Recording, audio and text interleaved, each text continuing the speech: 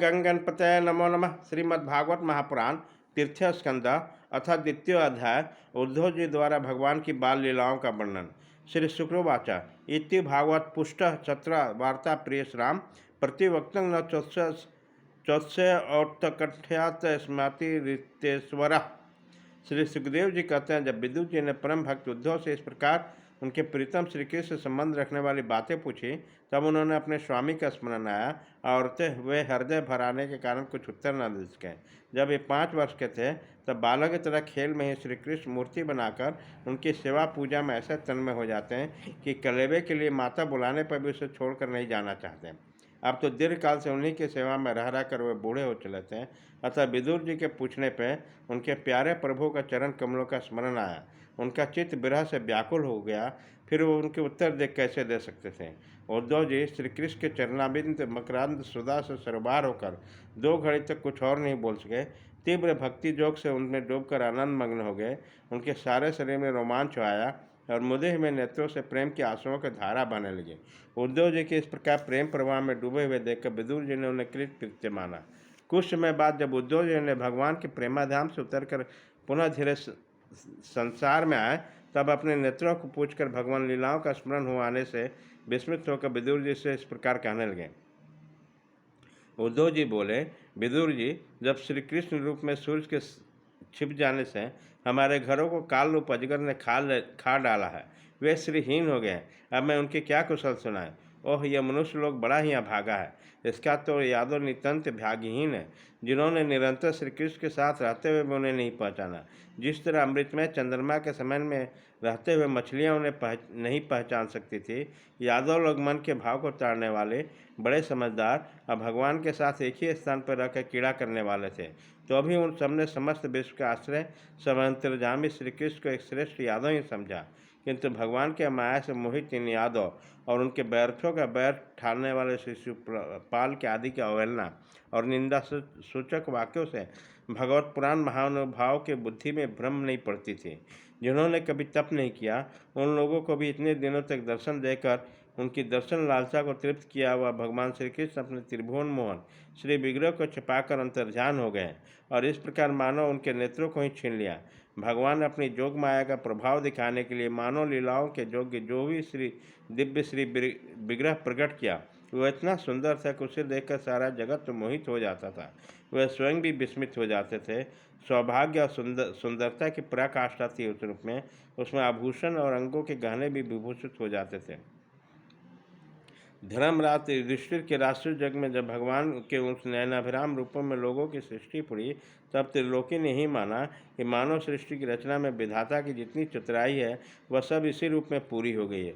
उनके प्रेम पूर्वक हास्य विनोद लीला में चितवन से सम्मानित होकर ब्रजबलाओं की आंखें उनकी ओर लग जाती।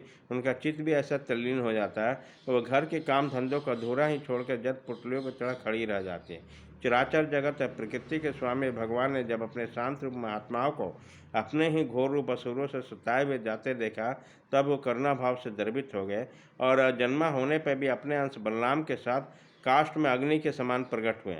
अजन्मा होने पर भी वसुदेव जी के यहाँ जन्म लेने की लीला करना, सबको अभय देने वाले होने पर मानो कंस के भय से ब्रज में जाकर छिप जाना और अनंत पराक्रमी होने पर भी काल ने मथुरापुरी को छोड़कर भाग जाना, भगवान की लीलाएं याद आकर मुझे बेचैन करती है।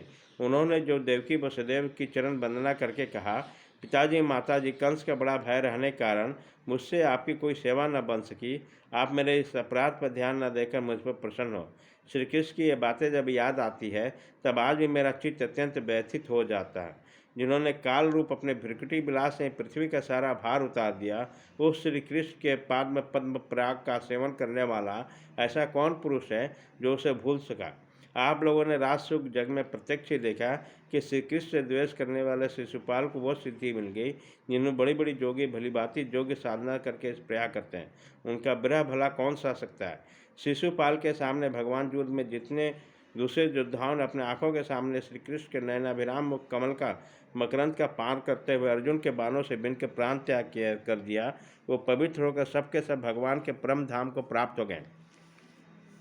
स्वयं भगवान श्री कृष्ण तीनों लोकों के अधीश्वर हैं, उनके समान कोई नहीं है। उनसे बढ़कर कौन होगा जो स्वतः सिद्ध होकर ऐश्वर्य से सर्वथा पुष्काम है। इंद्र आदि असंख्य लोग पालगण नाना प्रकार के भेंटे लाकर अपने मुकुटों के अग्रभाग में उनके चरणों रखकर चौकी को प्रणाम किया करते हैं। विदुर जी वहीं भगवान श्री कृष्ण राज सिंहासन पर बैठे हुए उग्रसेन के सामने खड़े होकर निवेदन करते हैं, देव हमारी प्रार्थना सुनिए। उनकी सेवा भाव को याद आते ही हम जैसे सेवकों का चित्त अत्यंत व्यथित हो जाता है। पापनी पूतना ने अपने स्तनों में हलाहल विष लगाकर श्री कृष्ण को मार डालने का नित्य उन्हें दूध पिलाया करती थी। उसको भी भगवान ने वह परम गति दी जो धाय को मिलनी चाहिए। उन भगवान श्री कृष्ण के अतिरिक्त और कौन दयालु है जिनकी शरण ग्रहण करे। मैं असुरों को भी भगवान को भक्त समझता हूँ, क्योंकि बैर भाव जनित क्रोध के कारण उनका चित्त सदा श्री कृष्ण में लगा रहता है और उन्हें रणभूमि में सुदर्शन चक्रधारी भगवान को कंधे पर चढ़ाकर झपटते हुए गरुड़ जी का दर्शन हुआ करते थे। ब्रह्मा जी का प्रार्थना से पृथ्वी का भार उठाने उसे सुखी करने कंस के कारागार में वसुदेव देवकी के यहाँ भगवान ने अवतार लिया था। उसी समय कंस के डर से पिता बलराम ने उन्हें नंद बाबा ब्रज में पहुंचा दिया। वहाँ वह बलराम के साथ 11 वर्ष तक इस प्रकार चिपके रहे, उनका प्रभाव ब्रज के बाहर किसी के पर प्रकट नहीं हुआ। यमुना के उपवन में जिनमें हरे हरे वृक्षों पर कलरव करते हुए पक्षियों झुंड के झुंड रहते हैं, भगवान श्री कृष्ण ने बछड़ों को चढ़ाते हुए ग्वाल बालों की मंडली के साथ विहार किया। वे ब्रजभाषाओं की दृष्टि आकृष्ट करने के लिए अनेक बाल लीला उन्हें दिखाते थे। कभी रोने से लगते, कभी हंसते और कभी सिंह साव के समान मुग्ध दृष्टि से देखते हैं। फिर कुछ बड़े होने पर सफ़ेद बैल और रंग बिरंगी शोभाग मूर्ति गौओं को चराते हुए अपने साथी गोपों को बांसुरी बजा बजा कर रिझाने लगते हैं। उसी समय कंस ने उन्हें मारने के लिए बहुत सारे मायावी और मनमाना रूप धारण करने वाले राक्षस भेजे। तब उन्होंने खेल खेल में भगवान ने मार डाला, जैसे बालक खिलौने को तोड़ फोड़ डालता है। कलिया नाग का दमन करके विष मिला हुआ जल पीने से ग्वाल बाल और गौओं को जीवित करके कलिया डालकर निर्दोष जल पीने की सुविधा दी। भगवान श्री कृष्ण ने बढ़े हुए धन को सद्व्यय करने की इच्छा से श्रेष्ठ ब्राह्मणों के द्वारा नंद बाबा के गोवर्धन पूजा रूप में गो यज्ञ कराया।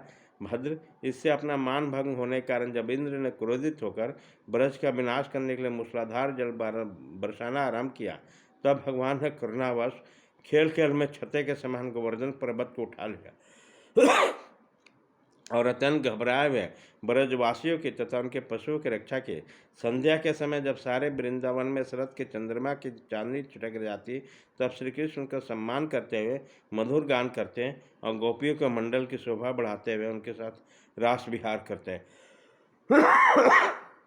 इति श्रीमद्भागवते महापुराणे पारमहंस सहितांग तीर्थ स्कंधा विरोधो स्ववाद द्वितीय अध्याय।